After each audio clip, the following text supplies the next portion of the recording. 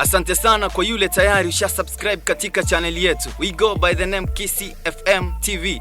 Tarehe 26 mwezi wa 6, siku kama ya leo, akazaliwa msichana mrembo sana kwa majina Bridget Kerubo. Mwaka gani atatuambia mwenyewe. Ni mwanadada mrembo, kipusa, hatari, hodari. Sifa mingi wewe. Unafanya kazi gani? Because if you don't make dollars, you don't make sense. Ni mpiga picha hatari sana. Zimehusika picha za wanaume wengi. Wanadada kwani vipi? Mnamchukia kwa maana ya urembo wake?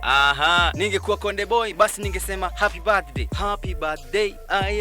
Happy birthday. Naharibu wimbo wewe. Mimi si msafi kama yule Konde Boy Harmonize. Bridget amezaliwa county 045, Kisii County, Mosocho, huko ndiye ametokea. Akapiga shule, kichwani yuko fresh. Ana sifa mingi sana. Muonekano check, urembo check, midola check. Anajitafutia sana. Si mrembo yule wa kulala na kungoja. Tiger kasema if you don't make dollars, you don't make sense. Au sio? Unatuzingua wengine. Wakaa bure au fanani mtembea bure. Ukitembea bure unaweza kupata. Na leo ikawa sio kesi, tumposti katika Kisii FM TV. Birthday imefanyika kule Mombasani. Amepiga budget kubwa sana, tia shilingi 1,100. Unatoa wapi pesa wewe? Shemeji yuko, mbona tumuoni basi? Akapigia Mombasani kule.